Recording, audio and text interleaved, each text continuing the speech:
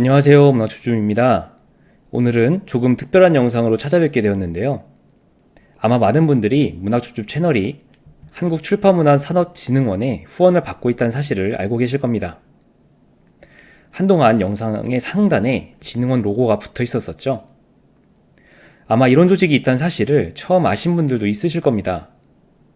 한국출판문화산업진흥원에서는 우리나라의 독서 문화나 책산업 진흥을 위해서 다양한 사업들을 하고 있는데요. 눈에 띄는 부분 중 하나가 바로 매달 선정하고 있는 추천도서입니다.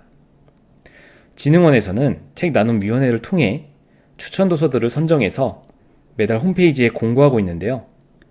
다양한 장르의 책들을 선정해서 독자들이 책을 고를 때 참고할 수 있도록 하고 있습니다. 그래서 올해 진흥원에서 추천한 책들 중에서 2권 정도를 소개해드리면 어떨까 하는데요. 저는 문학을 소개하는 사람이니까 아무래도 문학작품을 소개해드려야겠죠.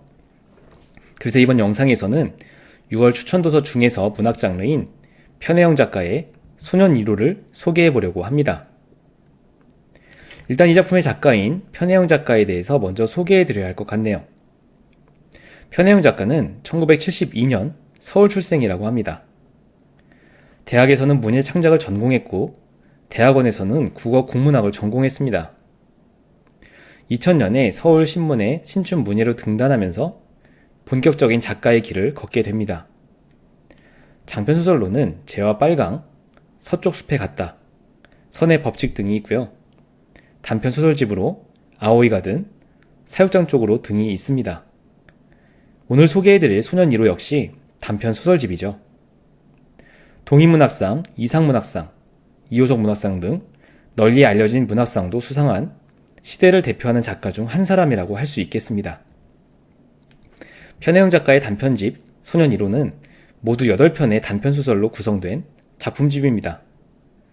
문학과 지성사에서 출판된 책인데요. 제가 사실 이 책을 처음 받아보고 인상적이었던 점이 2가지였습니다. 먼저 책의 색감인데요. 보시면 아시겠지만 전반적으로 분홍색을 띤 표지입니다만 특이하게도 밝은 느낌을 주는 분홍색은 아니라고 할 수 있습니다. 왠지 모르게 약간 탁한 느낌을 주는 어두운 색이 섞인 느낌을 주죠. 아마도 이 책에 수록된 작품들이 가지고 있는 분위기를 상징적으로 표지의 색감을 통해서 전달하고 있는 것 같았습니다. 또 한 가지 인상 깊었던 점이 있는데 바로 책 커버의 재질이었습니다. 이 책은 겉보기에는 마치 하드커버에 쌓여있는 것 같은데요. 사실 커버가 딱딱한 하드커버는 아니고 부드러운 재질입니다. 그래서 가방 같은 곳에 넣어서 다니기에 부담이 없을 것 같았고요. 단단한 재질이 아니기 때문에 무게도 적게 나가는 편이었습니다. 책의 제본도 펼쳐서 읽기에 적합한 형식으로 되어 있었고요. 독자들을 배려한 디자인이라고 할 수 있을 것 같습니다. 이 책에는 보시는 것처럼 소년 1호, 우리가 나란히, 식물애호, 원더박스, 개의 밤, 잔디, 월요일의 한담, 다은 손님 이렇게 8작품이 수록되어 있습니다. 책의 제목이기도 하면서 표제작의 제목인 소년 1호는 남송의 대유학자인 주희가 남긴 말인 소년 1호 학난성, 즉 소년은 느끼기 쉽고 학문은 이루기 어렵다 라는 말에서 따온 것이라고 하는데요.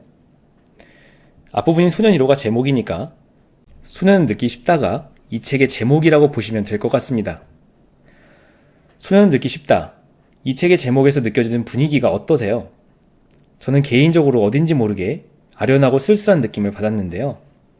특히 제가 이 책을 읽을 당시가 가을이 깊어가는 10월 말이었기 때문에 그런 느낌이 더하지 않았나 하는 생각도 듭니다. 많은 분들이 이 책을 실제로 읽으시면 좋을 것 같아서 이번에는 굳이 줄거리 소개를 하지는 않으려고 하고요. 이 책에 수록된 작품들을 읽으면서 느꼈던 점들만 간단히 나누면 어떨까 싶습니다. 일단 이 책의 표제작인 소년 1호에 대해서 이야기해봐야겠죠. 이 작품의 전반적인 내용은 유준이란 남자의 집에 대한 이야기인데요. 간략하게 소개해드리면 잘 나가던 유준의 집이 가세가 기울면서 겪게 되는 어려움을 유준의 가장 친한 친구인 소진의 눈으로 지켜보게 되는 내용입니다. 소진은 유준의 집 가세가 기우는 장면을 지켜보면서 처음에는 별다른 감정을 느끼지는 못하는 모습인데요. 그러다가 어느 순간부터 유준의 가족이라도 된 것처럼 그들의 아픔에 공감하기 시작하게 됩니다. 그 결정적인 계기가 된 사건이 유준의 아버지의 죽음이었습니다. 그녀는 유준 아버지가 거실에서 쓰러지는 장면을 목격하지만 아무런 조치를 하지 않은 채 마치 도망치듯이 빠져나가죠. 초동 조치가 제대로 되지 못하면서 유준 아버지는 결국 사망하게 되는데요. 그 이후에 소진은 내면의 죄책감으로 미안한 마음을 가지게 됩니다. 그녀의 그 죄책감이 가장 잘 드러나는 장면이 바로 마지막 장면인데요. 유준이 이사를 가면서 소진과 헤어지는 그 마지막 모습에서 그녀는 자신이 유준 아버지가 쓰러질 그 당시를 목격했다는 사실을 유준이 알고 있을 것이라는 느낌을 강하게 받게 되죠. 사실 유준이 그 사실을 알고 있었을지 모르고 있었을지는 소설의 내용을 통해서는 전혀 알 수 없습니다. 다만 유준 아버지에 대한 어떤 조치를 하지 않은 소진의 죄책감이 상당히 강했었고 이것이 유준과의 마지막 이별 장면에서 드러난 것이라고 볼 수 있겠죠. 이 부분에서 생각해 볼 만한 점은 다른 사람의 불행에 대해서 우리가 가지게 되는 불편한 마음의 근원이 어디에 있는가 하는 겁니다. 때로 우리는 다른 사람의 불행을 목격하는 것만으로도 죄책감을 느끼게 되는 것 아닐까 하는 것이죠. 다른 사람의 불행에 자신이 미치는 아무런 영향이 없음에도 불구하고 우리는 왠지 모를 죄책감을 느끼곤 한다는 겁니다. 마치 소진이 유준 집안의 불행의 내면을 목격하고 나서 죄책감을 느끼게 된 것처럼 말이죠. 그리고 그 죄책감은 어쩌면 자신이 그 사람을 위해 무엇인가를 해줄 수 있지 않았을까 하는 마음에서 비롯되는 것 같다는 생각입니다. 소진이 유준 아버지가 쓰러졌을 때 빨리 조치했다면 죽음을 막을 수 있었고 유준 가족이 이사까지 가게 되는 상황은 피할 수 있었을 거라는 생각을 할 수 있다는 거죠.